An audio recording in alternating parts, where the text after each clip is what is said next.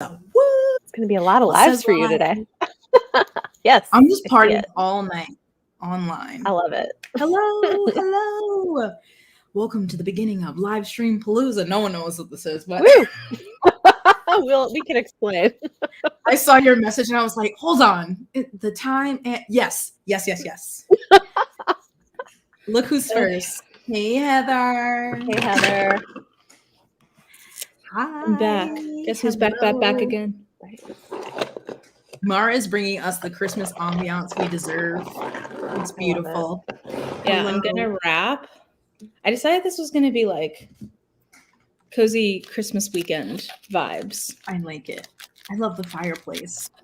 I have brie en croûte baking right now. Very nice. Some fig jam. I'm like treating myself right today, guys. Hanging out with you.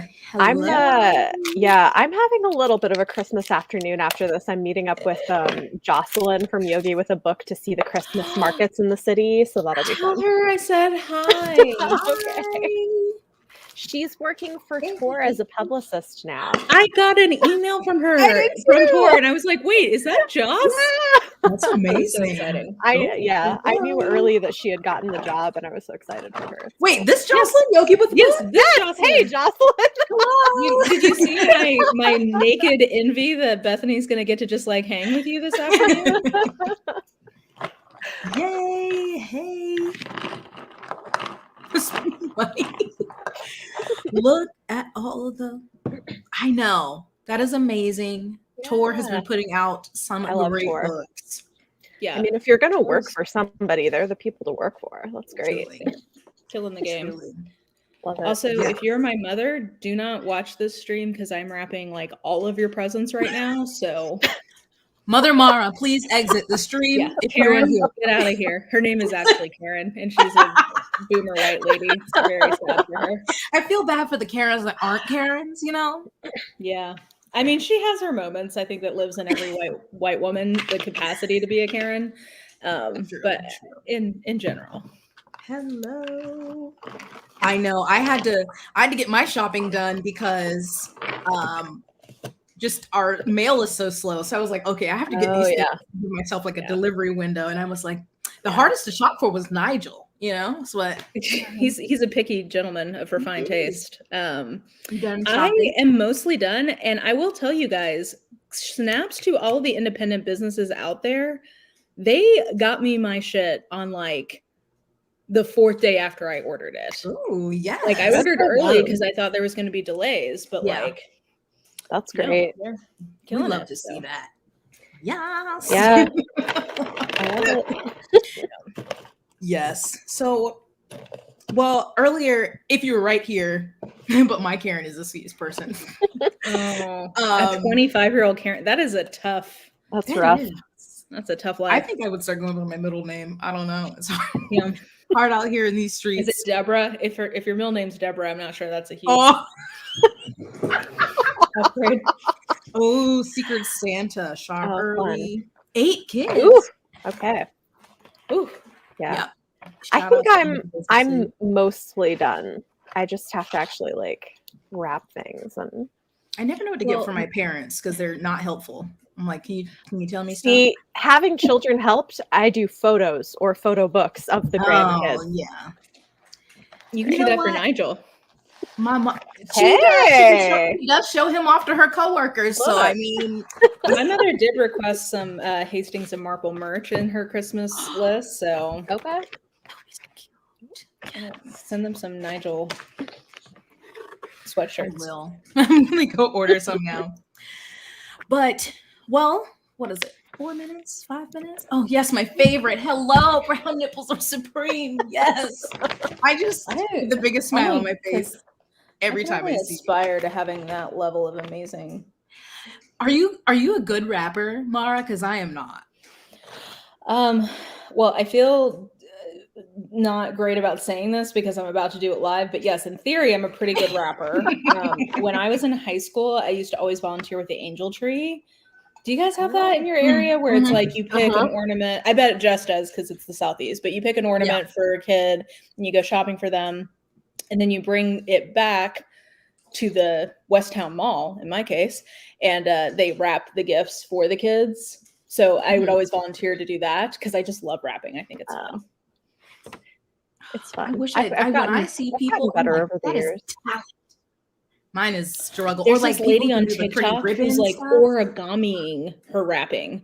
She like folds it. She only uses like one piece of tape and like it's like witchcraft. I'm not that kind of wrapper. No. I'm pretty like my wrapping. I can do a pretty good job if I take my time with it. I just don't always. So it depends. Yeah, if it's Christmas Eve, then my wrapping is not so great. But if it's a nice solid rectangle or square, once it starts getting into weird shapes, it's going to be trickier. Please just. I've been hoarding my boxes this year so that I don't put myself in that position. Yes, that is always. I did that. Yeah, yeah. Because I'm like, why am I getting rid of all these boxes when? Yeah. Andrew's always like likes to guess. So I like to keep boxes. If you have something super small, I'll put it in a big box to throw him off because I'm like, stop it. You're taking away the fun. Yeah. Shauna, I see this comment and I'm like the joy, half the joy of presents is the wrapping paper. I always like, especially my mom would wrap so nicely and use also like the boxes for clothing. And so I've always like unwrapped really slowly to like and like try to keep the paper. You know, some people like rip it. I'm like, oh, let me undo this seam. So I got I've never done this before, but I got really fancy ribbon this year. Ooh. Usually I steal it from my mom, but it's like little snowflakes and it's like pink and peppermint. I'm actually like, I'm kind of excited this year, guys. That is cute. I'm going to want to see. I did nothing last year because I was so sick at the time. Like I didn't put up a tree. I didn't put up any decorations. I like mailed everybody their gifts and had my aunt wrap them for me. Like I was not together. So this year I'm like, I'm going to jingle all the way. Like we're I love for that. This year. I love it. I love it. Some people in here, good rappers. Oh no, a waste of time. I wrap pictures on the wall. Also, I love that Olivia thought I was talking about like wrapping. Yeah. Well, Mara, do you have? I mean, that's what we know you for, Mara. I mean, when I'm in the car, if Megan Thee Stallion or Nicki Minaj comes on, like I'll feel my fantasy, but I'm under no illusions that it's like of actual quality. I'm with you. Gift bags, yeah, I do love I love a gift bag with a lot of fun tissue paper. Yeah. That's fair.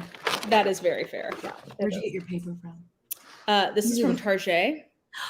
Such a classy, fancy. As is the ribbon. This was nice. I had to get a couple of non-breakable ornaments to put towards the bottom of the tree. Oh, for the cats. For the cats. And when I was in the section, I saw. I held myself back, but I did get a couple of new wrapping things. Speaking of which, like I don't have cats, but I have children, and this is the first year that I think we're past the stage of them taking ornaments off the tree all the time. I'm like, are they going to stay on the tree all month? It's amazing. I know. I keep finding, I have like some non-breakable balls at the bottom, and I keep finding them like randomly throughout the house because clearly the cats are like, you just put up a tree with all my toys. Like, why did you just put a bunch of toys on this tree? I'm like, okay. How do you keep them out of the tree? Yeah. Kelsey would love to know. I don't think you can. Like, I honestly, it's sort of like the wind blows where the wind will. Like how can you stop the rain? Cats will do what they will. I did put some cinnamon ornaments on it this year because allegedly some cats don't like the way cinnamon smells. And they have not attempted to like mount the tree. They've not attempted to climb it. They've just been chewing on the bottom of it. Yeah. Brandy, I feel your pain. I like my youngest is turning 5 and this is the first year that has not been our lives all year. It's what like it starts off looking so nice and then like half the tree down would be just barren by like before Christmas.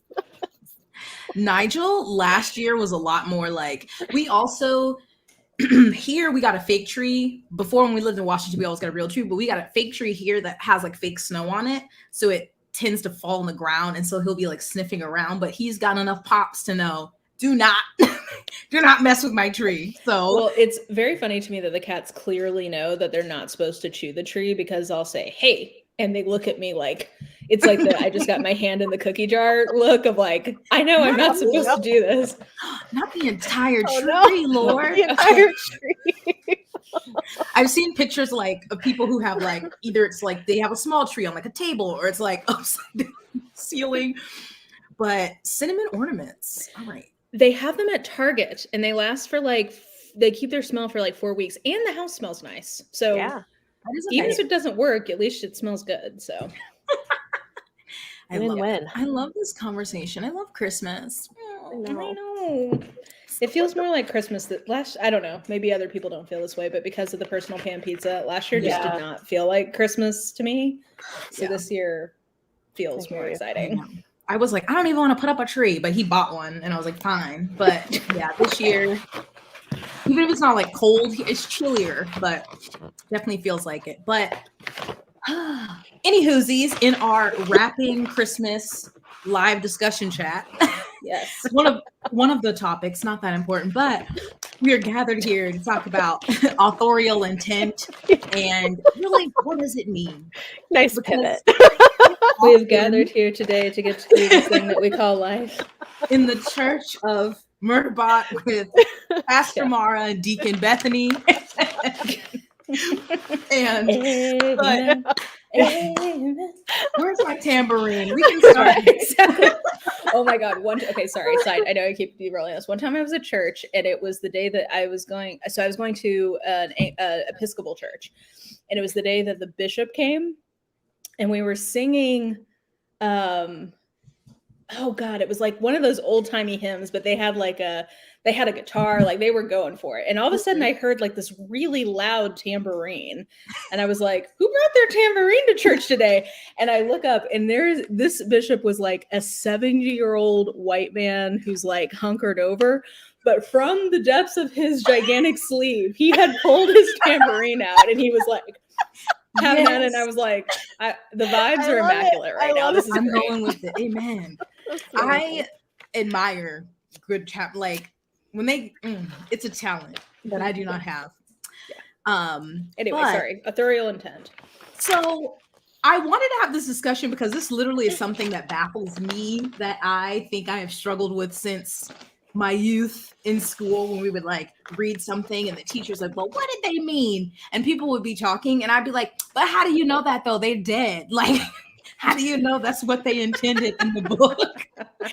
And then obviously now we talk about books online. I often hear people, you two came to mind, like what they were trying to do or what they intended to do. So first, what is that?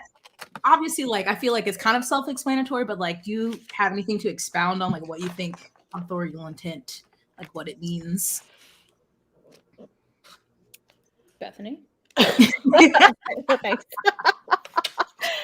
I mean, yeah, I think a lot of this is about, I mean, this is going to be, I guess, a little bit obvious, but like what it seems that the author is intending to do with what they're writing. So that could range from the themes that they are trying to address in a book or a piece of work. That could be like, I don't know, I'm thinking about like the places where this comes up for me a lot. Like a lot of it is in like the themes, the type of book they're trying to write, or like the parsing the difference too. I think for me, this matters, like between whether a character is doing a thing or thinks a thing versus whether the author thinks that thing, and like separating those out. Like those are all places where I think this conversation matters a lot. Yeah. Especially with that last one, because I sometimes will see, for instance, a book where, say, an author wrote a character who is a misogynist, we'll say, and the reviews say, this book is so misogynist. And I'm like, well, the character was a misogynist, but like, how do you read like whether the author intended that to be seen as like a neutral thing or a positive thing versus a negative thing that it's unpacking? That's what I had that, because that is, you know, that does come up. So I don't know. Mara, did you want to add to the authorial intent before I will say that another like term that I often use when I'm trying to get at this in a review is the idea of authorial posture. So kind of getting at what Bethany is talking about, like one of the things I'm looking for is like via word choice. I think a lot of times like looking practically at who actually like wins or loses in a situation versus like maybe some of the things that happen along the way, etc., to try to discern like what is the author's attitude towards what is happening on the page. Like, does the author, through like the kinds of adjectives that they're using to describe things that we might describe, like, so to Bethany's example, something misogynist, is the author like going along with the things that are being said, or through, you know, inner monologue, or through how other characters perceive that character, or just like functionally through what ultimately happens to that character? Does the author's attitude seem to agree with what that character is doing, or is it is the author trying to like undercut it, maybe not directly of like this person is a bad person, but like through other cues to the reader? Right. Yeah, I remember this on Twitter with Sylvia Moreno Garcia, yes. Gothic. Oh my gosh. Because, you know, I think that was, the book takes place in the 50s, I think. Yeah. And it was something that people did do, but it wasn't like she was giving medical advice. I mean, don't go to a horror book for medical advice. That's the only place I go. Or any fictional. The insurance in this country, Bethany, is abysmal, and sometimes the only place Americans can turn for medical advice is the horror. I mean, I suppose. Just also, yeah, the whole death of the author. Like once the work is published. Yeah. Yes. So I know you've talked about this, Mara, and I like kind of get it, but I also don't get it. When death of the author, because I said, let's see, like once the work is published, the author's intent doesn't matter, but what the reader's interpretation of the work. So is death of the author only a thing after the author is dead?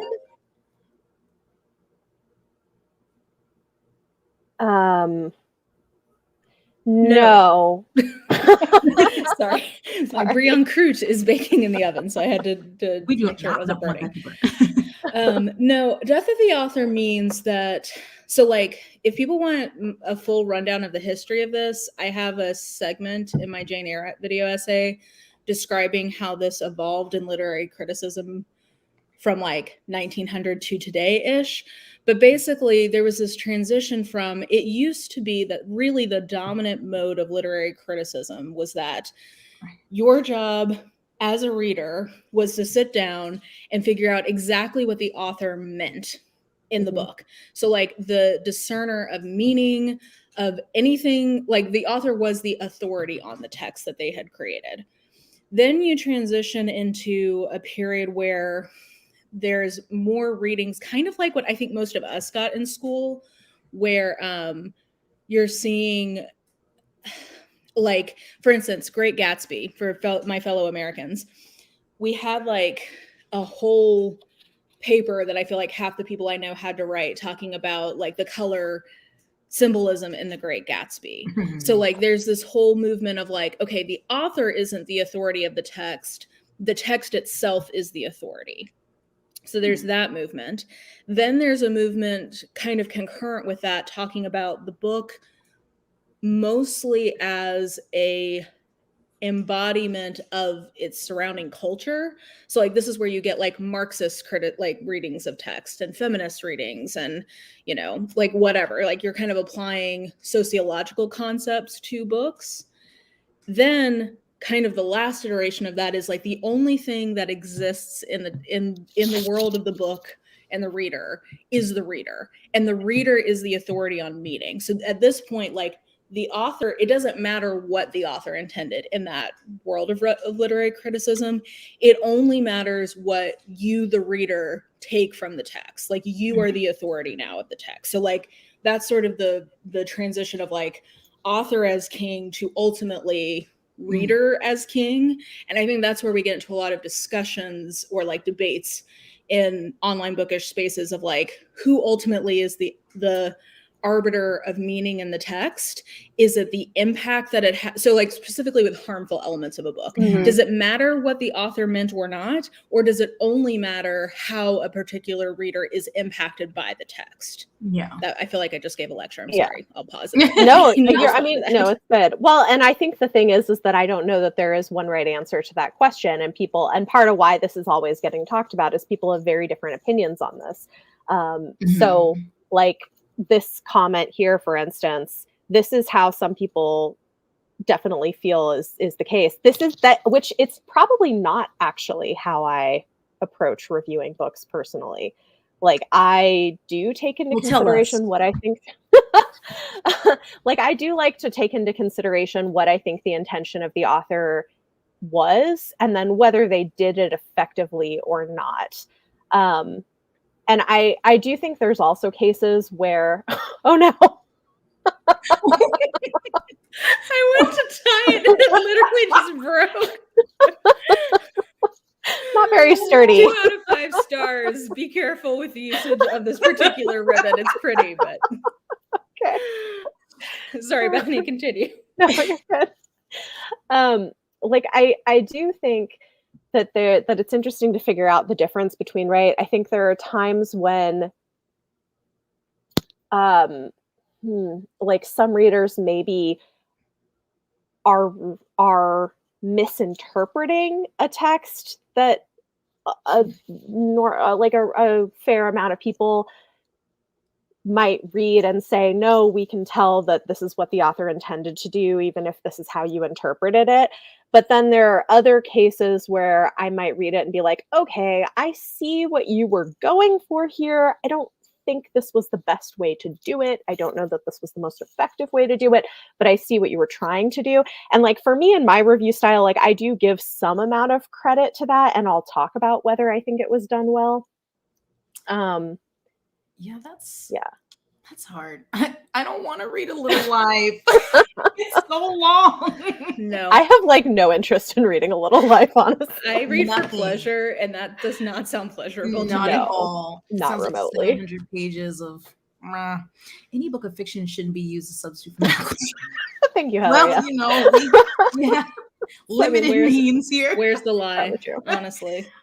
Really, a reader is really tired of a certain type of content, then it's fair to try to avoid it, even if the author might not. Yeah, absolutely. I mean, well, and that's the thing is that's why I think like reviews are important, because it can give you a sense of what a book is about. And there are times where I'll read I mean, okay, for instance, like if a book in the description or in reviews is like, this is like a deep dive into the experience of grief, 9 times out of 10, I'm going to be like, no, thanks. That doesn't sound fun. I don't want to read that. So like, like, regardless of whether it's doing a good job. Yeah.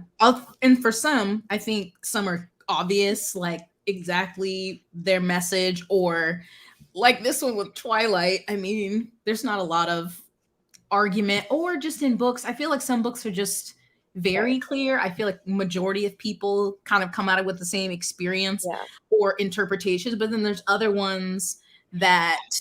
Okay. Let me say something about this, the Twilight comment there. Like, I think this is actually a good example of something.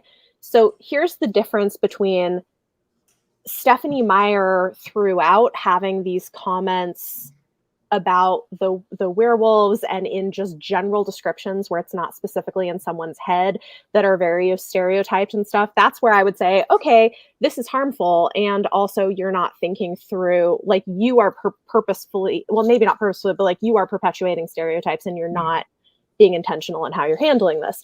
Now, if there is a way to include those things in a way that wouldn't be that way. So for instance, let's say there were 1 or 2 characters who were anti-Indigenous who made those kinds of statements about the werewolves, but it wasn't threaded through the rest of the narrative. And it was clear that the general stance was not in support of those things. That would be a way to have it.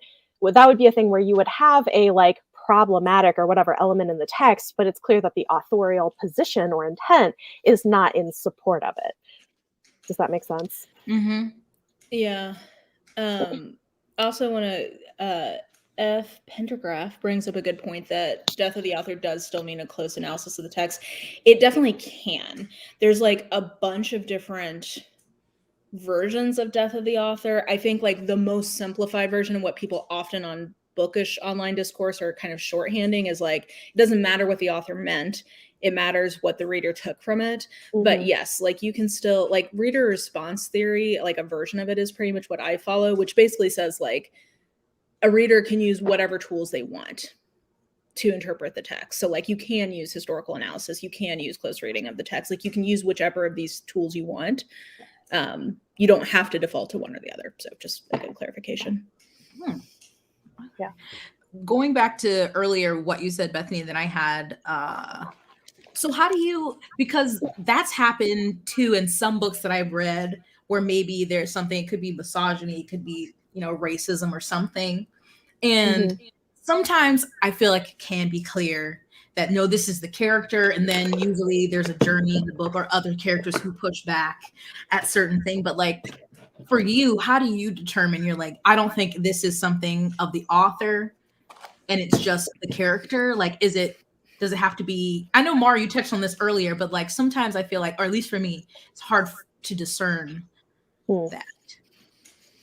Well, let's take an example, because I think you mentioned when we were talking about the Southern Book Club's Guide to Slaying Vampires, which I think is a great example of like there was a divergence of interpretation on that one. Yeah. And I guess spoilers for Southern Book Club's Guide to Slaying Vampires, but it's been like what, almost 2 years now. I feel like sometimes you got to get to an example. So, so in that book, the titular vampire is preying on children, and as a part of his strategy to get away with preying on children, this is set in like the early 90s in I think South Carolina. He purposely goes to Black communities and preys on Black children. There's a group of the titular Southern Book Club of like nice white ladies who find out that this is something that this person is doing, and basically like one of them tries to say something, and then like all of their lives basically like fall apart as a result of that, and like she totally basically craps out on actually standing up and actually doing what she needs to do. And it is ultimately at the end of the story, the Black character, who is a domestic worker for I think all of the women, definitely our point of view character, who like actually kills the vampire and like does all of the dirty work for it. And like basically throughout this book you see characters who are both like sympathetic but like not wholly sympathetic, being like very racist, and the entire victim group of the vampire are specifically Black children. So like, there was a debate or a discussion about like, is the book racist? And I think Bethany and I both felt, and like again, this is just like I should say, I always will defer to people's impact. Like if you found something offensive, I'm never going to tell you like you shouldn't be offended by something, because like I just think that's dumb. But anyway, that's like if you found it offensive, it was offensive to you. You know what I mean? Like that's the bottom line. But for me, what I saw was like, okay, he has these white characters who consistently are not good people. Like they consistently have moral failings towards each other as well as towards their Black neighbors. And at the end of the book, they are all still weens, basically. Like they are all still ineffectual, and they can't even protect their own children or themselves from the vampire. Like they still crap out. And this Black woman who like holds their feet to the fire throughout the book about like, you are completely lacking in any kind of credibility from like a moral standpoint, because you will not stand behind what you know you should do. And then at the end of the book, she is still the one who's having to clean up for these white women.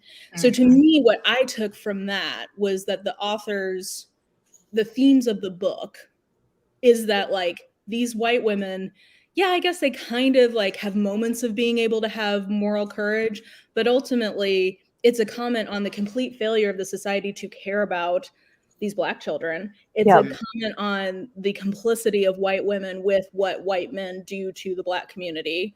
And ultimately, the only character who is not a total ween is a Black woman. So like what I took from that was like, this is a commentary about racism in the South in the 90s. And I grew up, I mean, Jess, I think we probably grew up in that world. So I was like, yeah, this checks out. I mean, like this. I mean, it was in Charleston, around Charleston. It was in Mount Pleasant, like, right. I'm like, yeah, I mean, because I felt that like your interpretation, but I did get comments when I talked about it in my video that they felt people did feel like it was racist. They didn't like the depiction because, of course, there was one other Black lady, maybe that, they were all lower class or domestic workers. My thought with that one, or my question that I still kind of think about, is the representation or the sexual assault element of that. And like, I don't know how I feel about it in that one, but it's just interesting. Especially like the book, Bethany, you were just talking about in your wrap up, the Book of the New Sun or something. Book of the New Sun, in regards to misogyny, because you said it kind of starts out more heavy and then it changes. So do you think that was it the character changing? So Mara read the first half of it and was not a fan. I just filmed my worst books of the year list, and that was number 1. We had very different experiences with this. So I will say, like, it's a good example of very different takeaways. Yeah. And I will say, like, I think a lot of the stuff that was like so heavy-handed with like the misogyny and stuff in the first 2 books that Mara read, it's way less in the second 2 books. Like, there is a little bit, but it's not nearly to the level. So for me with that, it's one of those things where, like, and I feel like we mostly kind of agreed, like, I think the reason that it's there is it's coming from the main character whose head we're in, and it is a part of the project of the book, which is kind of doing it's a sci-fantasy perverse take on a Christ narrative. So it's like twisting in these weird ways a lot of things from the life and story of Jesus from the Bible, but like and the author is Catholic. And so anyway, so the literary project of the book, because that's what it is, that's part of why the main character is like very misogynistic. He definitely like objectifies women sexually, and like, but it, to me at least, like, it doesn't read that that's the like how the author feels, or that it's not presented as being good or okay. Now, you may just not want to read that because it's not pleasant to read. And that's valid, and I will also say this is an example to me of like, if you're offended, you're offended. I found the misogynistic elements of that like offensive. I didn't want to read them. I don't think it was his lane as a white dude in the 70s or 80s to take on, like, I didn't feel like there was sufficient distancing of the author from what the character was saying. So for me, it was uncomfortable. I did not enjoy it. It probably got better in the next 2 books. Like, I'm sure there was some character development, but for me, I would call that book misogynistic. And I would also say, like, other people may have a different interpretation. Like, obviously, like, we have 2 different opinions right here. With that, and then this made me think of, and it kind of is a question that I have, where if a text, especially now in our social media age, some authors get on Facebook or they get on Twitter, or they write an essay or something, and they're like, talk about their work. Do you think that counts? Or like, I'm thinking especially of like representation with like sexual orientation or something. If it's like maybe hinted at, but it's not a strong presence in the book, but then but some people pick it up, and then the author's like, yes, I confirm that's in there. Like, does that count to you? I know that's like not directly, but that's what this made me think of. I'm curious. I mean, I think it can. I think there's different levels of, like, if we're talking queer representation, there's different levels of it, and there always has been. Like, right, there's always been like queer subtext that people have read into things, And I think that's valid, and if that's what you're reading into it. But I think, well, and I guess this is the thing too, is especially when we're talking about like YA, for instance, that there are teenagers who may be queer and don't live in spaces where it is safe for them to be openly queer. And so having books written intentionally by authors that have that in the subtext without it being like the main point of the book is important, as being something that is like accessible to kids growing up in places where it's not safe for them to be open about their identity or the things that they're figuring out. So like, I think that's valid. I just think they're different. Got them. Sorry. Yeah. And I think it's interesting where authors have like a more direct way to express their intent via social media, and like, how much does it matter? Right. Yeah. Like that Sylvia Marina Garcia, I never can remember her full name. I always just think of her as SMG. Sylvia Marina, you had it. I lost confidence halfway through that, but anyway, she got to come on and kind of clarify what her intent was. But like, does that matter if it hurt? Like, if other people found it hurtful or offensive? Like, I think it will depend on the reader. Whereas like, there's other Authorial, which I feel like Jess has documented at length in BookCommuniTEA, where like authors come and they'll start expressing like opinions, for example, about, I'm just trying to think of what's like maybe an author comes on and starts talking about how they're like virulently anti-abortion, and maybe that then recontextualizes what people took from like passing references in a book.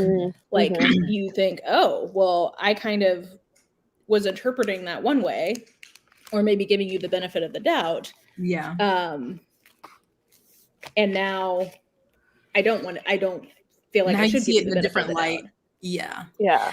Let me catch up on these here in comments. So Heather, misinterpreting is a real thing, but it's like, that's where my thing is. How do you know exactly what the point was?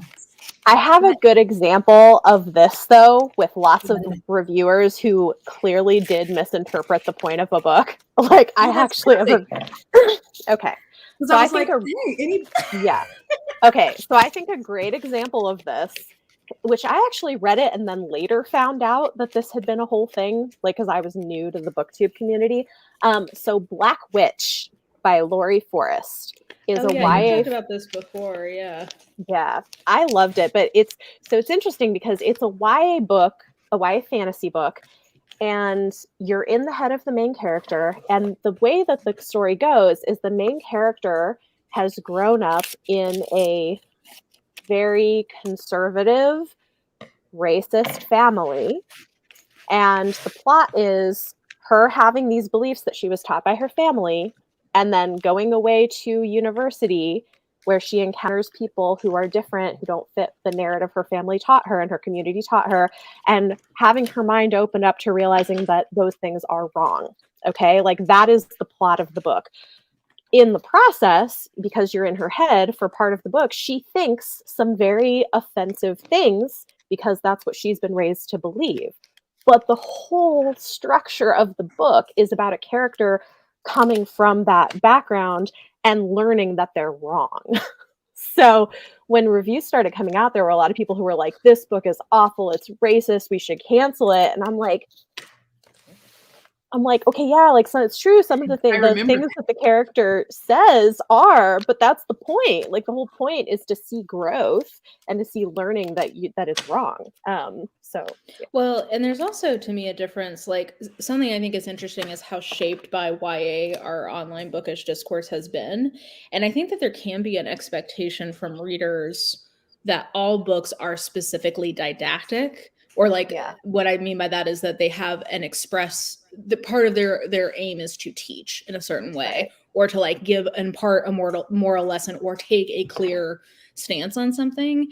And like, I think that is a reasonable expectation for a YA book, but I don't know that that's always a reasonable expectation of a book intended for adults. Like, sometimes the point of the book is to be ambiguous.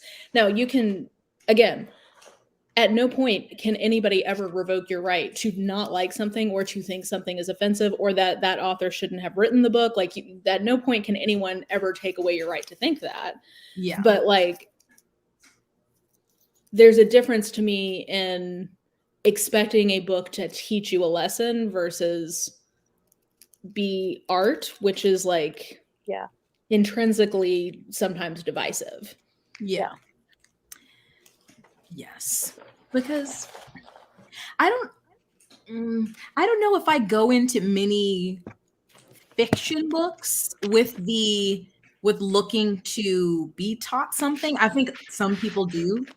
And so maybe that's another, when I'm like reviewing a book, I say that lightly because I don't do it well. I just open my mouth, things fall out. But reviewing how I felt about a book, I don't know. I feel like more I do that in like nonfiction, but I mean, I don't know. That's why I just have questions, because I still, at the end of the day, with certain books, like, do you think there's only like a one message? Or I think earlier you said like no one's ever, just one person is right, but I don't know. I feel like there can be many interpretations in a story. I think an author can intend to do that, but like, I think, so again, I feel like a pretentious asshole saying this, but there's a certain knowingness to a text potentially that goes beyond what an author could even intend. And the go-to example I have of this is The Merchant of Venice by William Shakespeare. So that was written in 1600 something, probably like late 1500s, early 1600s.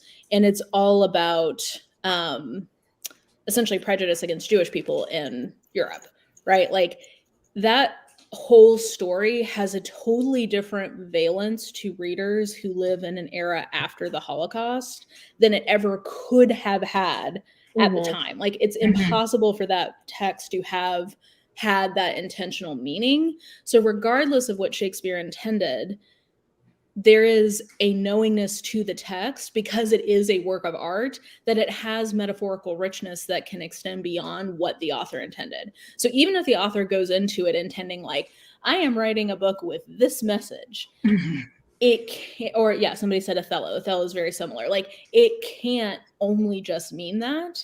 Yeah. Even if the author, as soon as the author has created it and put it out in the world, it takes on new meanings and intentions, in my opinion. Yeah. No, that makes sense. Well, and I think especially the books that go on to become classics, it is usually because they have some kind of universality to them, or they have meaning you can take from it that goes beyond maybe what it meant when it was first published, or what the author intended it to be, and it speaks to the larger human experience. And so not every book does that or needs to do that, but I think that's part of what makes a lot of things classic.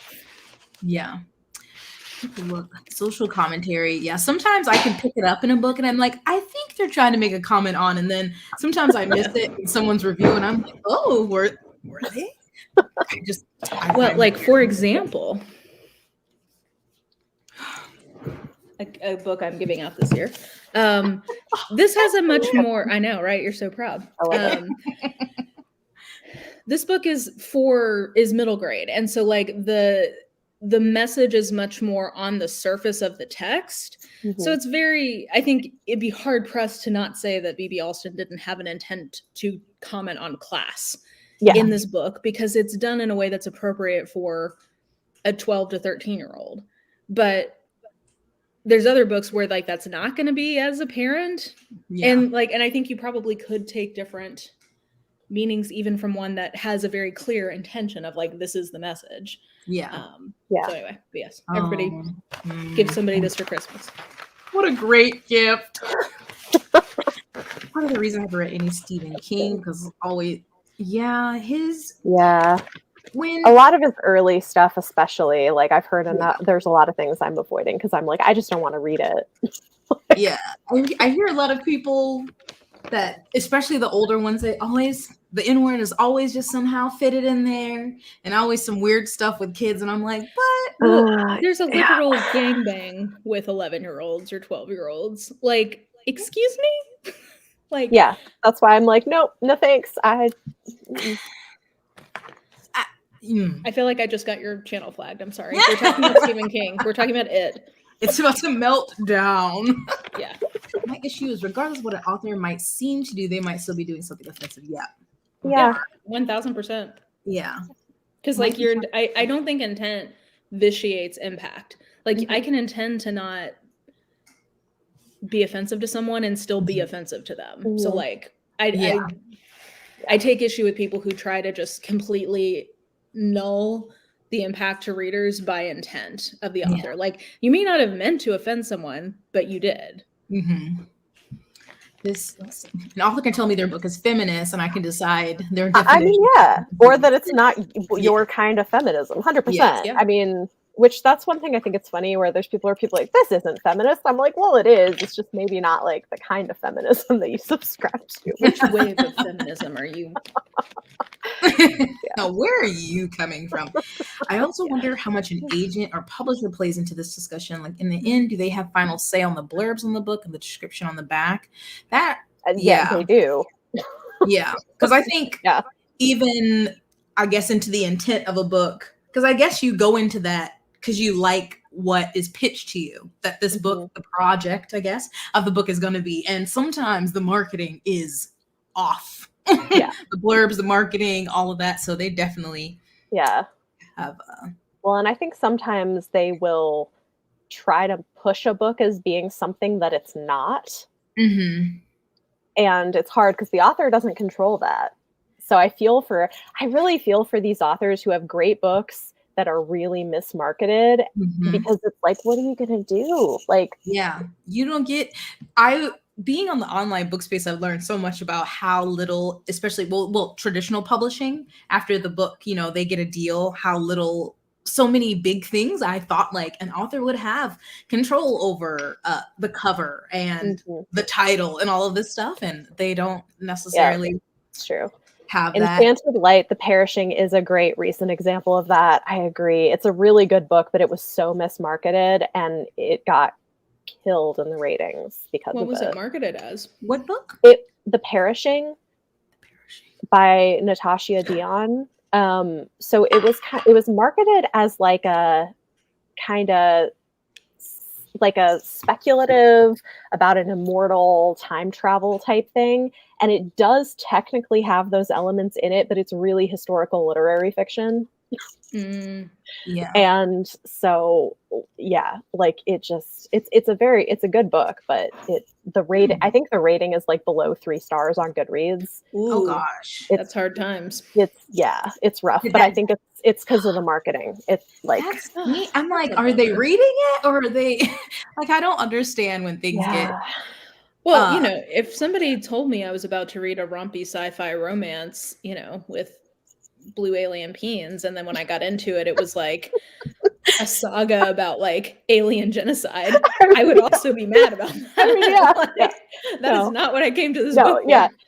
Like the vast, like almost the entirety of the story is set in, I think, like 1930s Los Angeles. Oh, okay, Mara. Anyway, it's very good, but it's historical literary fiction, which is a very different audience than people who are like, ooh, an immortal and time travel stuff. So that's not kind of related, not related. I tried to start the first book of Ice Planet Barbarians, and I was like, this is not the romping good time that I was the first book. I tell a lot of people the first book is it gets a little rough at the beginning. Excuse me. The first 25% of it is so much, and like I knew that going into it, so I actually didn't start with the first book. Oh, okay. I went back and read it later, but the tone of the series goes much lighter after that. Oh, okay. And even that book, like after the first 25%, is not heavy either. True. It's just that first part. So I was like, goodness. Yeah. I'll send you one for Christmas that's lighter that you can enjoy. Oh my god, 49 minutes already. This so I guess the same thing with intent, and we don't have to talk about Joanne, but separating the art from the artist, you think for some, because some people can, some people can't, whatever. it comes down to if people believe that that's what the author believes. I mean, it's going to be different for everybody, honestly, because like there are also books where the author, like books I still like, even though I know bad things about the author. Some things will ruin it for me and other things won't, but that's such an individual thing, like of where those lines are for you. Also, for me, it's like, is that person still getting my money? That too. Like if they're dead, living? Yeah. If they're dead, I'm more willing to get through it. Fortunately and unfortunately have access to authors' thoughts now in a way we didn't before. What do you guys think about adults only reading YA? I mean, I don't do what you want. Problem with it. I'm not here for policing people. Yeah, actually, I just want people to read. Talking about adults who read YA in like middle grade and how they critique or review them, I think is a good video to watch, a good conversation to have. But like, I mean, I read middle grade YA adult, so I think it's weird when the conversation started up on Twitter with people wanting more rompy times in YA books. I'm like, just don't read it.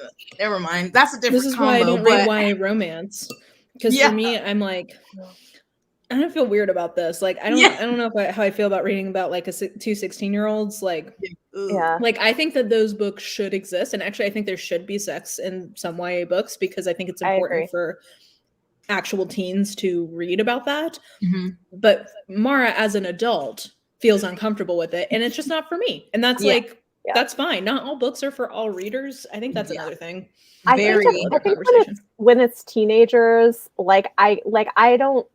I'm not necessarily uncomfortable reading it. I just kind of like gloss over it, if that makes sense. It's more like in my head. It's if it's romantic, like if it's something that just like happens in the story. Yeah.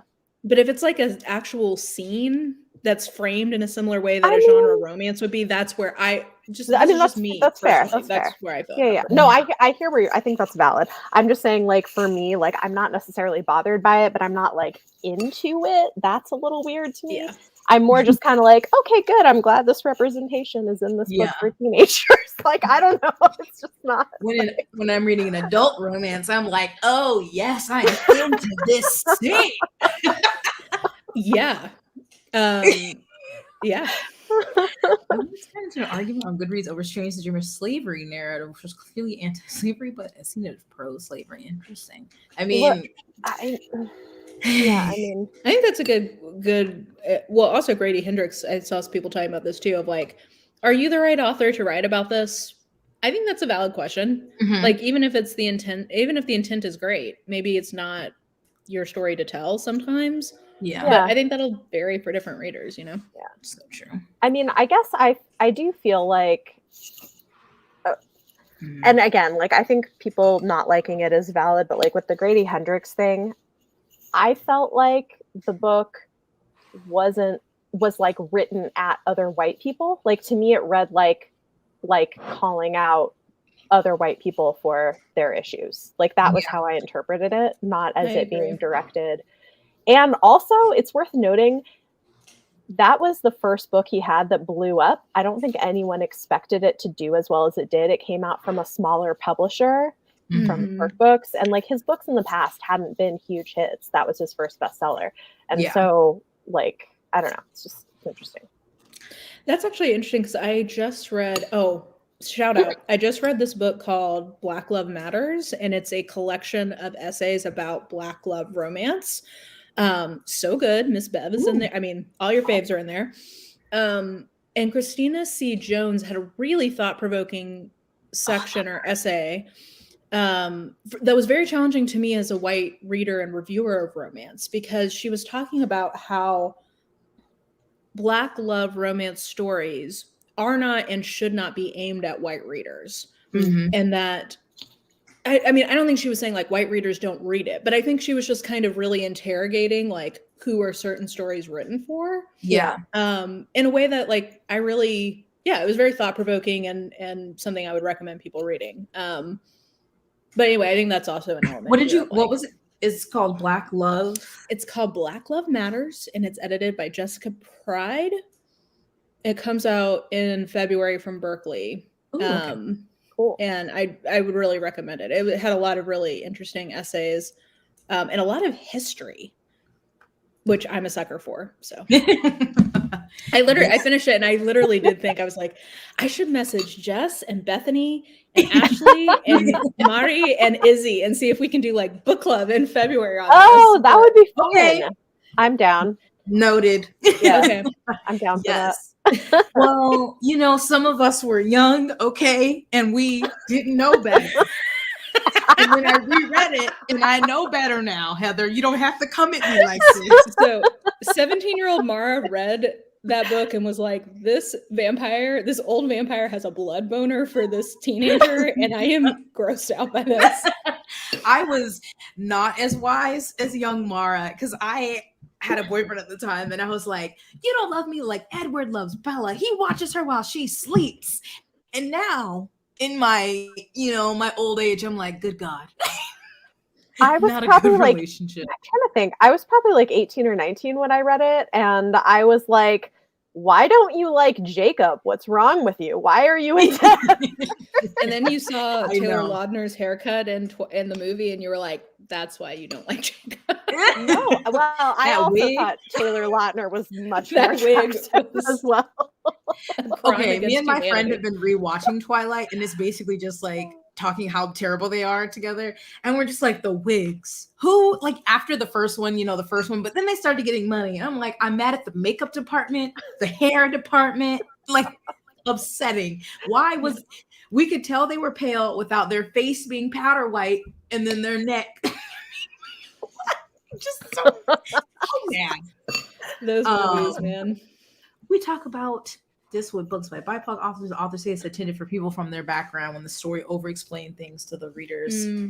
Yeah.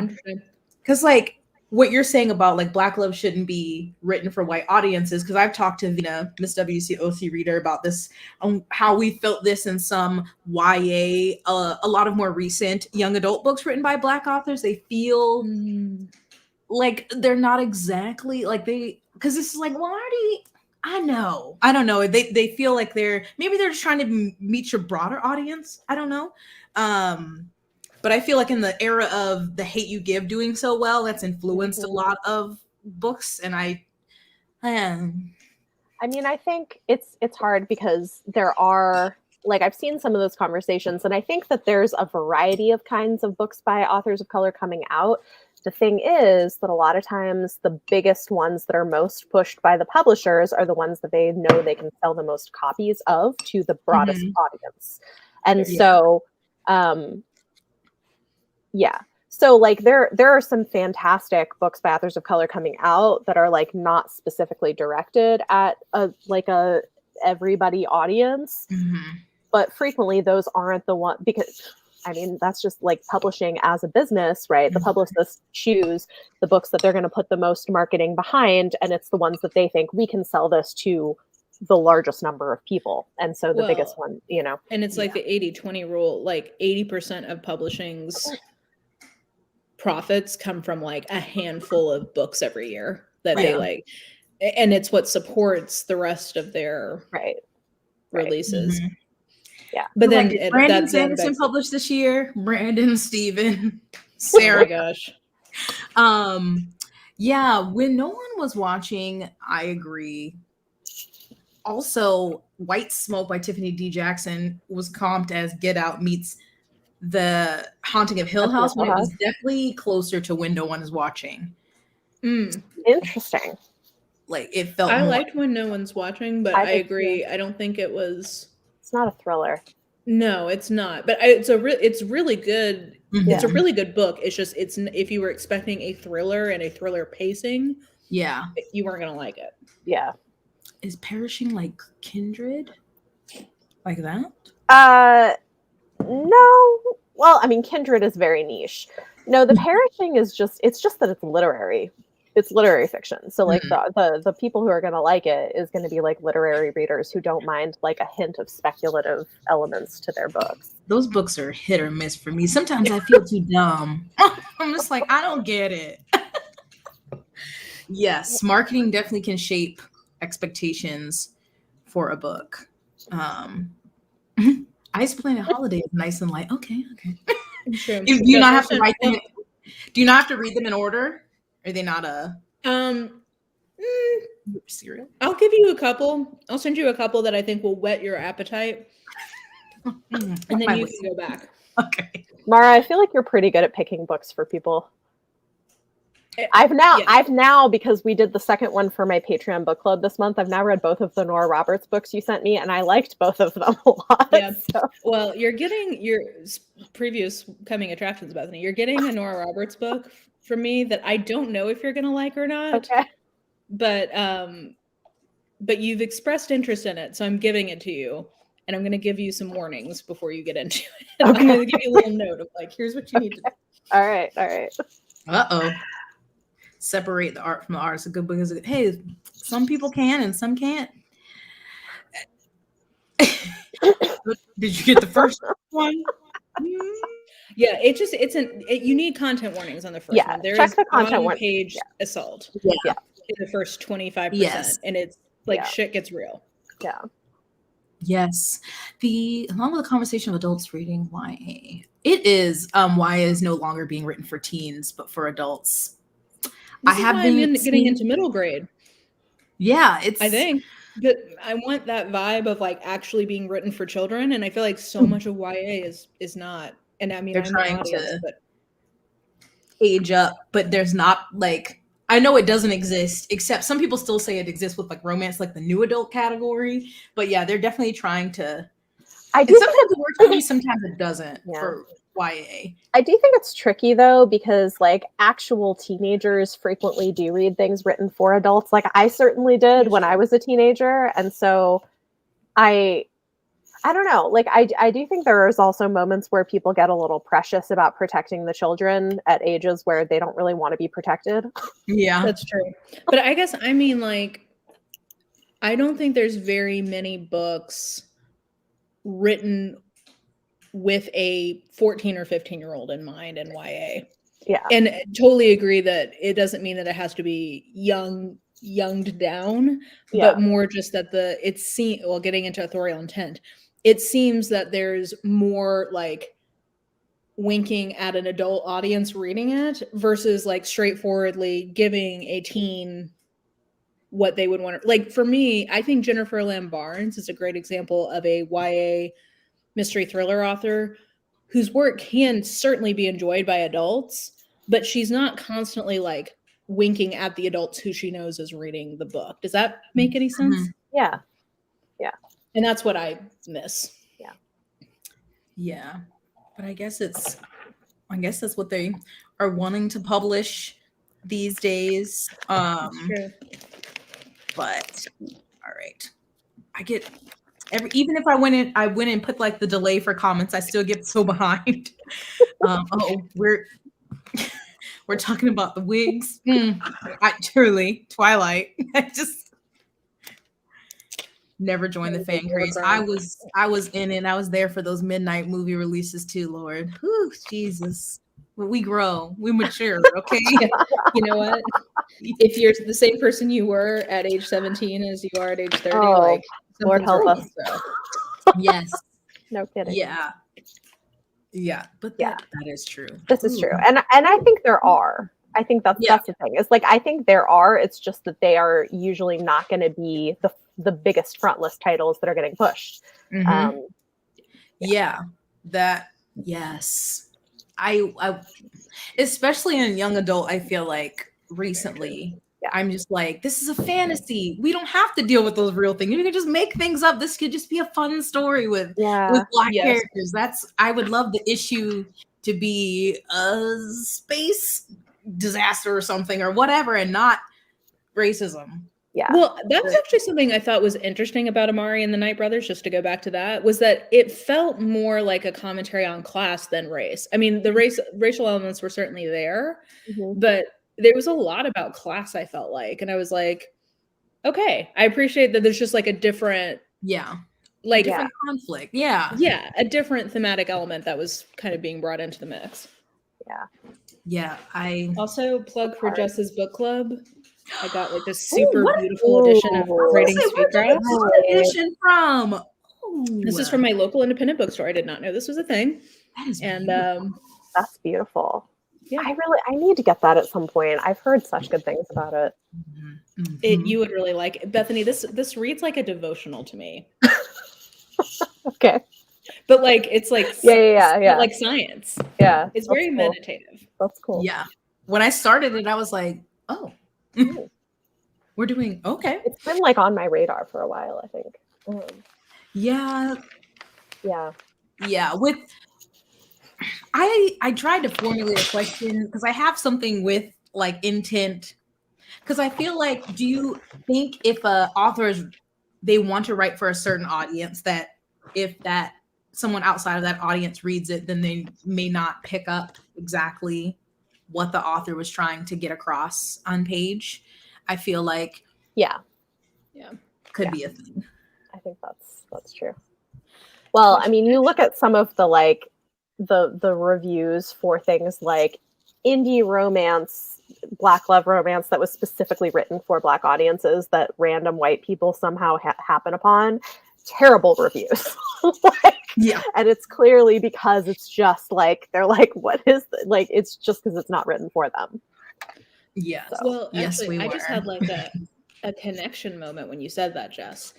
I wonder if, well, and I'm sure that I'm skewed towards based on comments that I get on some of my videos about classics, but I wonder if some of the pressedness that our white male friends feel about people having any kind of criticism of the classics is that it was a book where they are the intended audience. And so when someone who is not the intended audience reads it, they get something different. I mean, I don't say that as a defense of them, but I never thought of it sort of from the opposite angle of like, I mean, I think that's absolutely probably the case. Well, and I think a great example of this, which is interesting, is, you know, for a long time, the intended audience of comics was men, primarily white men. And I read this comic and reviewed it and I loved it. It's The Lola Woods by Carmen Maria Machado. So it's a comic that is like horror that centers queer women of color. And it was so interesting to me because reading the reviews, like most of the women who read it rated it like 4 and 5 stars and really liked it and were like, this was super creepy. And the majority of the male reviewers gave it 1 or 2 stars and were like, what is this? This isn't scary. This isn't horror. And I'm like, it's not scary for you because you are a man and this is not about what is scary for you. And so it's just interesting. Is it a horror novel about somebody getting an IUD put in? Because that for real should be like a horror novel to end all horror novels.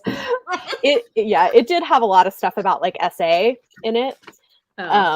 And so, but I was like, I think it's scary and it was really good, but it's interesting to me because like you see more of it because it's a comic from a well-known comics, imprint.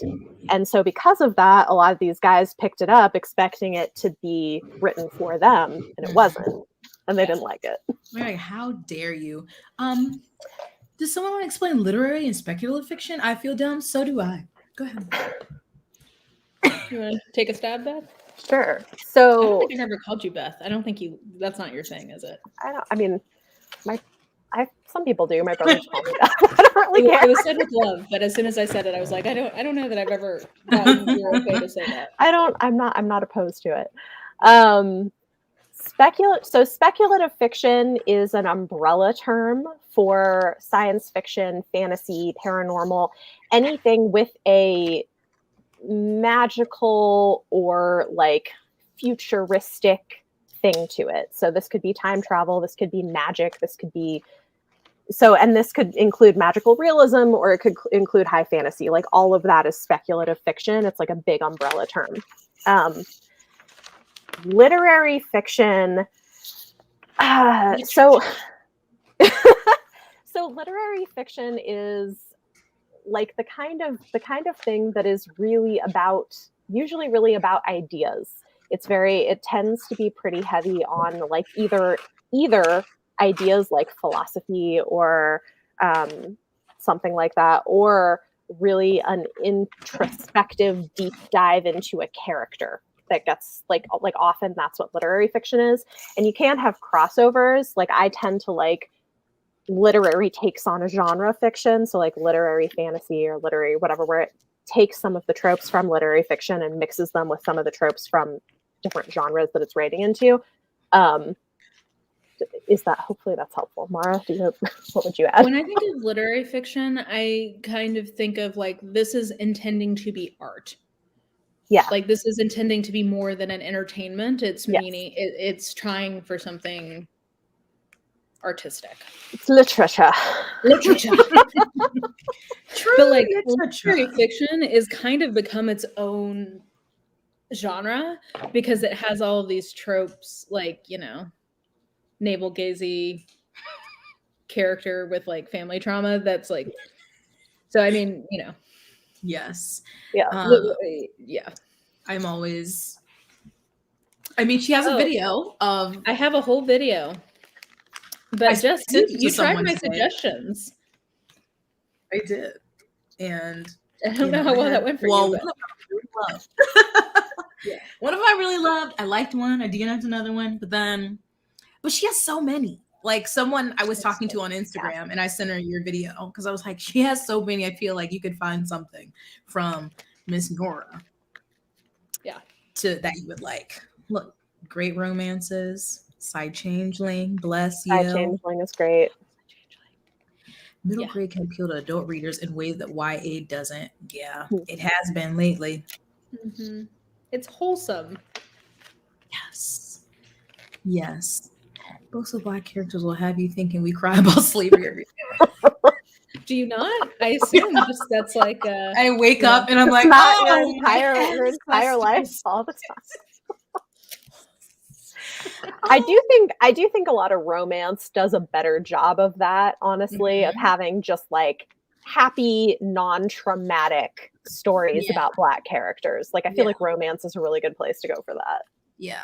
They talk about other things. Like I read one where it was talking about being a woman in academia or like it, you know, still issues, but but there's like a lightness of touch, like the Love Con. Everybody needs to read the Love Con. I want to read it. I heard you talk about it.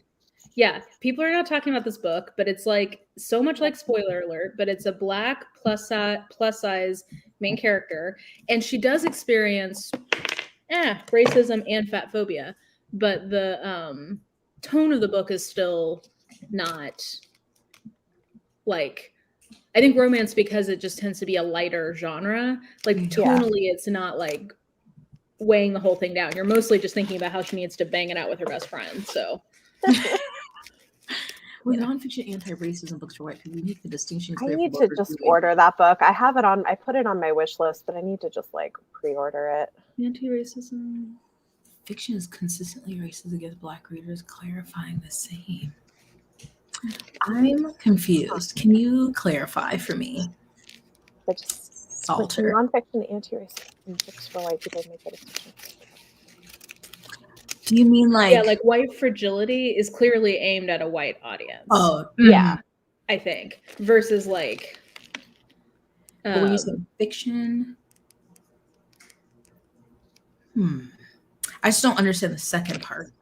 I think that I'm a little foggier on that one, but I think the first part is just saying like I heard Ashley the other day talking about white fragility, and she's like, I don't feel like I can review this because it wasn't aimed at me. It was aimed at white readers who have never thought about this before. Right. You know? Yes. Tantor Audio usually does have really good audiobooks. Yes. Yes. It is completely whitewashing the covers if the story isn't being pushed as a PS or having with Fitz trilogies by Ron. Huh? Wait, let me read that again. What? The problem with fantasy marketing, even now, is completely whitewashing the covers if the story isn't being the story happens to with Fitz a character. Is Fitz Black? I mean, yeah. So I think he's described as having darker skin. Some of the characters are. I missed that. Yeah, he's not a good reader. On the U.S. covers, just white. Yeah, he's white in the U.S. covers. I don't know if he's Black, but like I think he is described as having like darker skin. Yeah. Well, I'll be damned. Wow. Oh, yep. More love for spreading sweetgrass. Okay, I just pre-ordered the Love Con, Mara. Good. I'm trying to hype this book up, man. I feel like, well, again, like this gets to like racism because I feel like spoiler alert got a lot of push, and the LoveCon is a very similar story, and like I've heard crickets about it, and it's coming out in December, which I know could not like it's not always a great So I'm just like, come on, people. Yeah. Because I personally like this better than spoiler alert. Now, I don't know, Bethany, how you'll feel, because my problem with spoiler alert was that it was a little bit too much of an issue book for me. And which what I like issue which you tend to like more than I do in romance. Yeah. And this one was more like it had issues, but the tone was lighter. Okay. Which I can like that too. I mean, I don't know. God, that cover's so cute. I think you will like it. It is your kind of book. Isn't it look cute? That is a cute cover. Isn't it? I'm mad, guys. Like, I really want people to buy this book. I've got mine pre-ordered. I love it. I mean, it totally sounds like the kind of thing I'd like too. So yeah, it's cosplay. I love it. It's just super cute. And dude, Homeboy is described as looking like Thor from the movie. So I'm like, I love it. This is a hero I can get behind. We approve. Did any of you see the argument on Twitter? Mara also has a video about historical accuracy, a video essay. Yeah. But I didn't. Oh man. About an Asian author's book. Oh, I didn't. Who knows? There's so many arguments on Twitter. I don't know if I saw this one, but it's an interesting thing. I do this podcast, Chapter 3 podcast, and I had, for one episode, I had a couple of authors come on, and it was really interesting. I had Adriana Herrera and, oh God, like, as I'm about to say it, oh my gosh, I know her name. What is happening? Hold on. Author person lady. Adriana Herrera has an essay in the Black Love Matters. She is great. I love her. Yeah, it was really, really. All the essays. I recommend this book, guys. It's a very good book.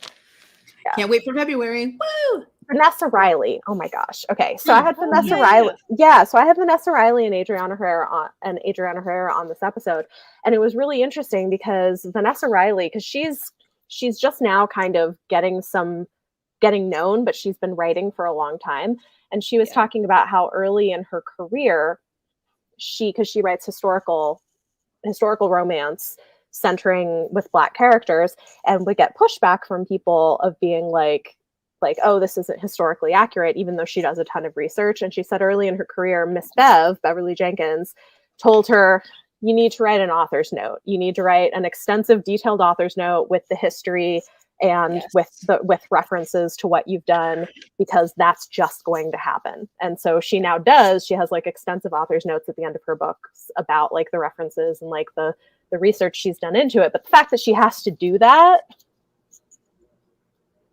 I do think author's notes are another, just back to the topic of authorial intent. I do enjoy author's notes sometimes to clarify if I'm on the fence with something. Mm-hmm. So I wonder, I think I have a literal entire essay about this, but historical accuracy to me is like such a fucking facade anyway. So like, that's not my thing, but I know some people need that to get that clarification. For me, like, for instance, I read, Ruby Dixon had a author's note in her Ice Home series with a book where I felt like there was a weird consent moment. And she basically wrote in her author's note of like, I know that this is on the bubble. I'll be basically like, I'm looking forward to you guys giving me feedback as to like how well I did this. And like, that was enough for me to be like, okay, this kind of recontextualizes how I feel about this, because it's clear she was like going for something that was a little riskier, but it didn't, it's going to work better and worse for various people. So, yeah. Are there, with obviously the example earlier where you thought it was like offensive, the misogyny, but you didn't, are there any topics or things in books, whether the author does a good job or not, that you just like do not like to read? Yes. You don't like children getting hurt, right? No, children being abused. I mean, I love it, Yeah. My favorite theme. No, I'm rarely okay with reading like graphic abuse of children on page. Yeah, I agree. Like, no thanks. I don't need that. Cheating is my thing. I find don't like so cheating. Stressful. Like, I don't know why. I have never been cheated on. My parents did not like separate. Like, there's no personal reason why it stresses me out so much, but it's not that I can't read it. It's just so stressful to me. I don't really like reading about it. Yeah, it's very hit and miss for me. Like, I sometimes can buy it, but like it's not my favorite thing to read. Literary fiction with classics. Yeah. How does it be? Who like? What's going to be the next round of like classics? Toni Morrison already entering the canon. Octavia Butler. Yeah, I think Whitehead's career is being groomed in a way that seems like he's on a trajectory. Colson Whitehead. Oh yeah. Who makes the canon though? Maybe N.K. Jemisin. Professors. I mean, I think especially for like. Yeah, N.K. Jemisin. I think Louise Erdrich is entering the canon. I honestly think a lot of quote unquote the canon is driven by curriculum, especially at the college level. And we can talk about if that's the right gatekeeping, but that does seem to be what we have right now. Yeah. Interesting. Yes. Okay. Well, do you have any final thoughts on Authorial Intent? Bethany does have a life outside of YouTube. I do not. So we need to. How dare you? I know. But also, Jess, you're on like 3 live streams today. You're on my channel tonight. Like, it's a party. I'm partying all night. So, whew. But yeah, there's so many comments I didn't get through. I'm so sorry. I know. But, I mean, Authorial Intent, I think, is something that's interesting to like. I think my biggest thing that I want people to how to say this, like if Mara was queen of book internet discussion, people would have space to care about or not care about Authorial Intent and could respect other people's position on that, because I do think that it varies book to book and it's intensely personal. And I think I get disheartened when I see people who like have no space to hear that their fave has been hurtful towards people in their works in some way. And I struggle with people who are like, if you like this person, you are automatically bad, the worst. Or if you like these books, I guess maybe would be a better way to say it. But like, I just think there's a lot of, I don't know. I just feel like it's not very productive to ascribe ill motives to people who you disagree with about books. But yeah, I would agree. Like, I care about Authorial Intent, but I understand that not everybody does, which is totally fine. But I do think this is part of why it's good, if you're following people regularly for reviews, to know their style of reviewing. 100%. And like what they pay attention to when they're reading and what they care about. Because like we also, like, I care about different things when I'm reading and reviewing a book than other people do. So yes. Yeah, that's a good way to put it. Mara is the queen of bookish internet discussion. Listen, I'm still waiting for my crown, so I don't think it's happened yet. Yes. So, well, after this, at 6 p.m. Eastern, I'm talking about Firekeeper's Daughter on Rachel's channel, Reads with Rachel, I think. And then with Bethany later, we're doing the Goodreads. So, since this is ending earlier than I intended, I'm just going to take a nap. Yeah. Well, wait, so preview of coming attractions, Jess. What did you think about Firekeeper's Daughter? Oh, I loved it. Okay, good. I'm excited. Good. It's really good. I was worried you didn't like it after the debacle with the love hypothesis. I'm just like, I don't even know what to believe anymore from Jess. Mara, now you know how I feel watching Jess's review. We don't have to talk about that.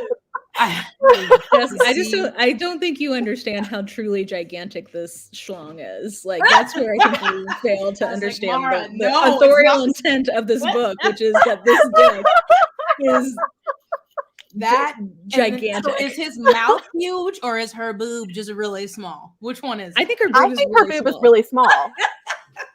And you know what? We got love for our Tiny Titty committee. So here's the funny thing. As like a person who is not tiny in that area, like I was like, oh, this seems like great, nice representation for all the people who don't like being small chested. Like, and that was my thought when I read that. You know? Every book is not for every reader. Amen. Wow. It made me laugh. I love that video, actually, even though I literally just filmed a video about how that's my favorite romance of the year. I literally shout out your video. I'm like, you should go watch this for a dissenting opinion because it's very entertaining. Well, I like that. I had quite a few people comment who were like, I loved it, but I like watching this. And I'm like, I'm glad you could still laugh. Because there's books like that for me. And I'm like, this is hilarious. But, cheating. Well, thank you, ladies. This has helped my mind. And maybe when I do I still need to film my November wrap up. Maybe I'll think about what the intent of that. I probably won't. But this has helped because I literally was like, I really don't understand what y'all mean. So I hope it helps. Well, now at least when you watch our wrap ups, you'll know what we're talking about. So I'll be like, okay, I get it. The project. Mm-hmm. I see it. And you guys help me wrap some presents and yeah, it's lovely. And I mean, part of it is it's like people are different and review differently. And Mara and I both are like nerdy people who went to grad school because we like learning stuff. Like, you know what I mean? Like, it's like that's why I'm always literally giving somebody D&D postcards for Christmas. I love it. How dare you? That's why I'm always like, let me talk to the smart people. Who's got the masters? You, Bethany, Ashley. Like, I need smart. I don't get it. Ashley, yeah. You should have brought it. She's like a legit schooled in the ways of English literature. So it's true. She's like masters in library sciences. So yeah. Could never. Well, thank you everyone for joining. Yeah, this was fun. Thanks for joining me, ladies. Bye. Bye. Bye.